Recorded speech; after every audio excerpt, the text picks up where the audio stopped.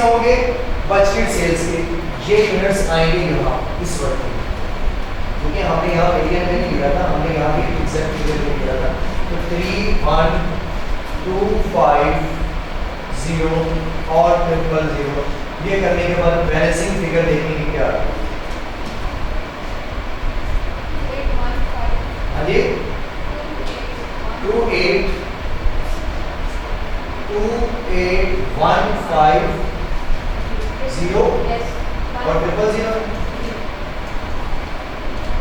ये है वो बची प्रोडक्शन जो हमें चाहिए।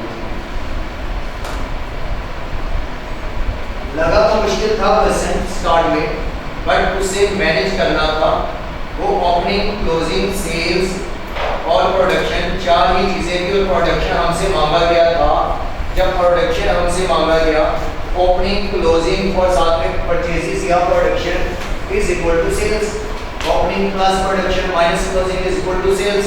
जबकि बजटेड सेल्स भी नहीं थी, तो हमने कहा कि मार्जिन ऑफ सेफ्टी के फॉर्मूलाज में जगह जगह तो जो बजटेड सेल्स है वो इस्तेमाल हो रही है।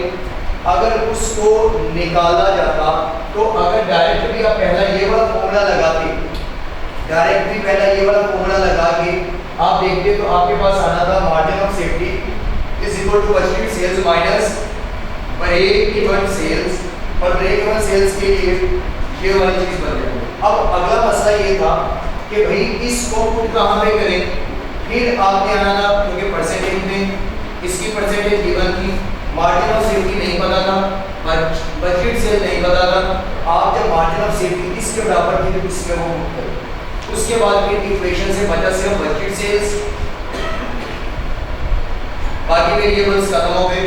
तो जब बजटेड सेल्स बचा तो वो आपके पास आई रुपीस में, और आपने कहा कि एक बिकता है 20 का, तो पता चल जाएगा कि यूनिट्स कितनी हैं, वो यूनिट्स सेल वाले आ गए। और फिर बैलेंसिंग फिगर आपके पास प्रोडक्शन वाली। अब क्वेश्चन निकालें आप मार्च 2017 स्वाट लेदर लिमिटेड SFL।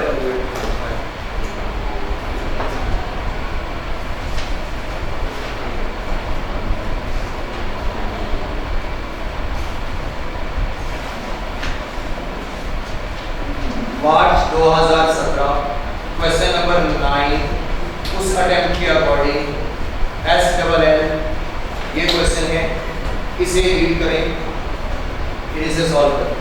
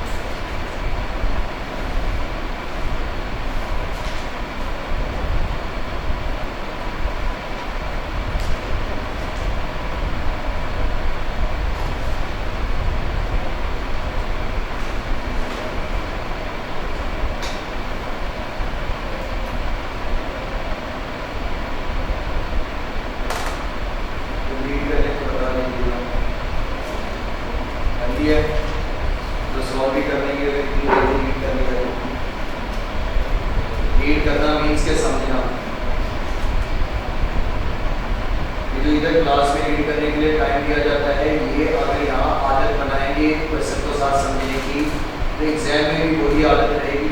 और रीड करके ये सामने नहीं देखना है, यहाँ अक्सर सही की जगह करवाना शुरू करें तो आप खुद ही करना।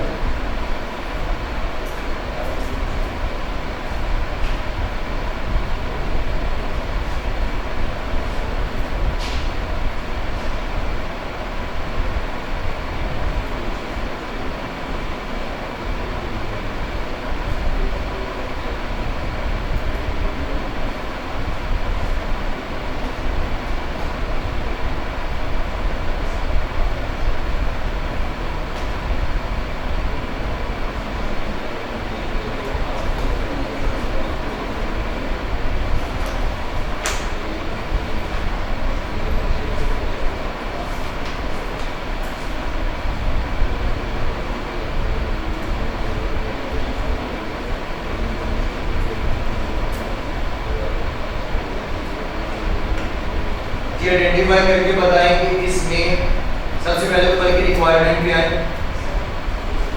रिक्वायरमेंट है compute the budgeted production for the first year if the budgeted sale has been determined with the objective of maintaining 25% of margin of safety on sales। यानी कि जो आप बेचेंगे मार्जिन ऑफ सेफ्टी जो सेल्स का वो 25% क्या होगा, मार्जिन ऑफ सेफ्टी रख के आपके बेचना होगा। तो ब्रेक इवन सेल्स में क्या होगा, अगर मार्जिन ऑफ सेफ्टी आपकी जो है margin of safety of sales का 25% मार्जिन ऑफ सेफ्टी है, तो मतलब सेल्स 100%, 25% मार्जिन ऑफ सेफ्टी, तो 75% ब्रेक इवन पॉइंट होगा। ब्रेक इवन पॉइंट होगा ना। क्वेश्चन के अंदर अगर आप देखें अगेन इस सेंटेंस को देखें, क्योंकि ये फर्स्ट टाइम आया है इसके अंदर, ये वैसे फर्स्ट टाइम क्यों आया, टॉपिक ये पढ़ना शुरू किया ना, तो इससे पहले मार्जिन ऑफ सेफ्टी था। मार्जिन ऑफ सेफ्टी 25% है और इसका ऑन सेल, तो सेल को पढ़ाएंगे बेस, तो सेल क्या होगी 100%, और अगर 25% उसमें मार्जिन है तो फिर ब्रेक इवन क्या होगा 75, तो 75 और 25 मार्जिन और 100% क्या होगी सेल्स। अब इसके लिए हमें चाहिए क्या क्या होगा। सबसे पहले तो अगर आप देखें तो जो डाटा दिया गया है, एक तो पिछले साल का डाटा हमारे पास है, हमने बजटेड डाटा यानी कि बजट बनाना है अगले साल का, तो पिछली वाली वैल्यूज को यूज करेंगे और फिर कुछ नया प्लांट आने की वजह से उसके मटेरियल, लेबर, ओवरहेड्स में चेंजेस आएंगी, उन चेंजेस को इस बजट में इंप्लीमेंट करके वो वाली कॉस्ट के अकॉर्डिंग हम क्या कर रहे होंगे, इसका कोई ना कोई एक ब्रेक इवन पॉइंट निकालेंगे, क्योंकि मार्जिन ऑफ सेफ्टी तो उसने खुद ही बता दी और सेल्स का भी हमें पता चल गया। उसके लिए हमें फिर क्या करना पड़ेगा, कोई ना कोई ब्रेक इवन पॉइंट तक पहुंचना पड़ेगा। जब ब्रेक इवन पॉइंट तक पहुंच जाएंगे फिर उसके यूनिट्स को देखेंगे कि ब्रेक इवन पॉइंट्स के यूनिट्स तो 75% है, क्योंकि 25% किसके हैं, मार्जिन उसके हैं मार्जिन ऑफ सेफ्टी के, तो सेल्स होगी 100%, तो ब्रेक इवन होंगे 75%, तो वो कितने यूनिट्स बनेंगे 75%, वो यूनिट्स निकालेंगे और फिर हम देखेंगे कि हमने टोटल प्रोडक्शन कितनी की होगी जो कि क्वेश्चन में मांगी गई है। अब इसके लिए हमें सबसे पहले अगर असूलन देखा जाए तो निकालने होंगे ब्रेक इवन सेल्स के यूनिट्स, क्योंकि रिक्वायरमेंट में क्या है ब्रेक इवन सेल्स और आगे या compute the budgeted production for the first year if the budgeted sales has been determined with the objective। Sales बताने की इसका ऑब्जेक्टिव ये रखा हुआ है हमने, और आपने निकालना क्या है ब्रेक इवन के यूनिट्स यानी कि प्रोडक्शन। अब फॉर्मूला हम वही लेंगे ब्रेक इवन सेल्स वाला,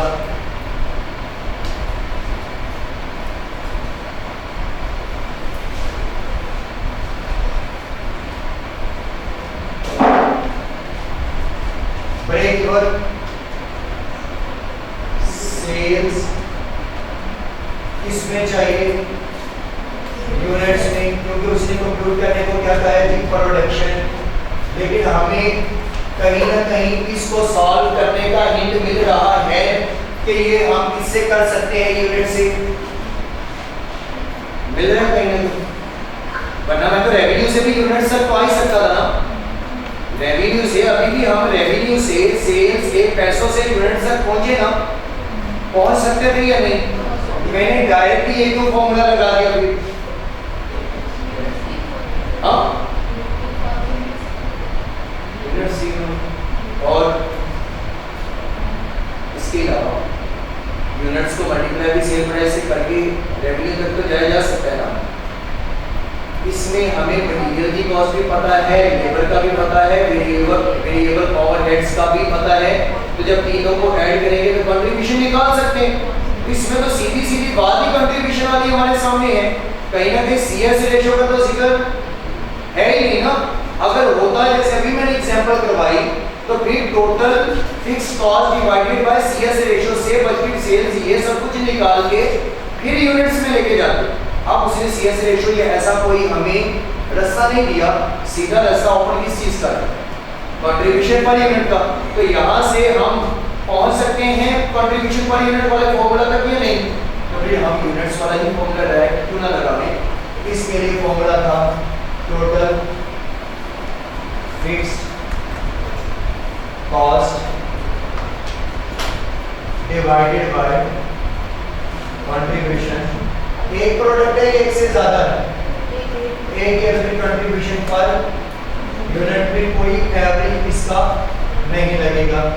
अब फिक्स्ड कॉस्ट के लिए क्या कर लेंगे, वर्किंग वन। अब वर्किंग वन फिक्स्ड कॉस्ट यानी कि टोटल फिक्स्ड कॉस्ट कितनी लगेगी। अब इसमें से मुझे टोटल फिक्स्ड कॉस्ट आइडेंटिफाई करके बताओ। क्वेश्चन के अंदर टोटल फिक्स्ड कॉस्ट आइडेंटिफाई करके बताओ। क्या पहले बॉक्स में कहीं फिक्स्ड कॉस्ट का जिक्र है? 10 मिलियन की नजर आ ऐसे आ रही है 10 मिलियन की या नहीं? तो भाई उससे ऊपर भी तो कोई 35 मिलियन की नजर आ रही है। वो कह रहे हैं कि फिक्स्ड प्रोडक्शन ओवरहेड्स 35 के, उसके बाद फिर आपको 10 की कोई और कॉस्ट भी नजर आ रही है। वो कौन सी है? एडमिन सेलिंग, मतलब बेचने की। तो पहले हम निकाले मतलब करते हैं फिक्स्ड ओवरहेड्स। फिक्स्ड ओवरहेड्स की जो कॉस्ट है वो 35, एक तो ये नजर आई, कोई और तलाश करें। और ना fixed overhead production overheads, admin selling नहीं, फिक्स्ड प्रोडक्शन ओवरहेड्स जो हैं वो एक तो आपको 35 नजर आई और एक जाके कहीं आपको नीचे नजर आएगी फिक्स। मतलब पहले पॉइंट में तीसरा बुलेट जो है इसके अंदर and fixed overheads by 15 million including depreciation on the new plant में। डेप्रिसिएशन भी तो एक फिक्स में ही शामिल होती है। तो ये ब्रैकेट में अगर ना भी लिखा होता तो डेप्रिसिएशन वैसे अलग से होता तो भी वो एक फिक्स थी, ऐड करनी थी। अगर ब्रैकेट में ये मेंशन करता कि एक्सक्लूडिंग डेप्रिसिएशन रुपीस फला मिलियन, तो भी वो ऐड करते, क्योंकि डेप्रिसिएशन भी एक फिक्स खर्चा होता है, वो भी प्रोडक्शन के लिए ही होता है, तो हम वो भी माइनस करते, मतलब इसमें ऐड करके फिर वहां पर लेके जाते। तो यहाँ पर वो कितना था 15 है, तो ये कितना बन गया 40 के 15।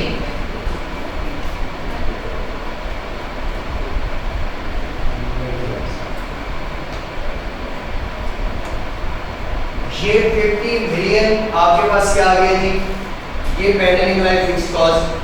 इसके बाद फिर देखेंगे सेलिंग एंड डिस्ट्रीब्यूशन, ये भी फिक्स में अगर देखें, बल्कि ऊपर में फिक्स निकल यहाँ साथ में प्रोडक्शन हो रहे हैं। उसके बाद सेलिंग के फिक्स खर्चे, एडमिन सेलिंग के फिक्स। इसमें अगर आप देखें तो पहले बॉक्स में कितने हैं 10। नेक्स्ट भी कुछ हुए या नहीं 1.5 5 मिलियन। तो क्या हो गया 11.5, टोटल बन गया 61.5 मिलियन। इसके अलावा कहीं पर कोई फिक्स्ड कॉस्ट नजर आ रही है? इसके अलावा कहीं पर कोई फिक्स्ड कॉस्ट नजर आ रही है? नोट करना छोड़े, ये बताएं इसके अलावा कहीं कोई फिक्स्ड कॉस्ट नजर आ रही है?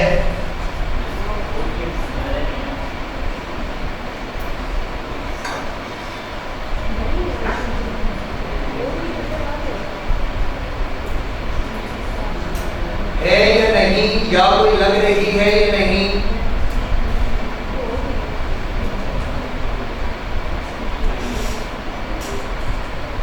कोई है? मैंने एक दफा क्वेश्चन दोबारा पढ़ रहा था इसलिए मैंने दोबारा तो ये आपके पास क्या आ गई है 61.5 मिलियन।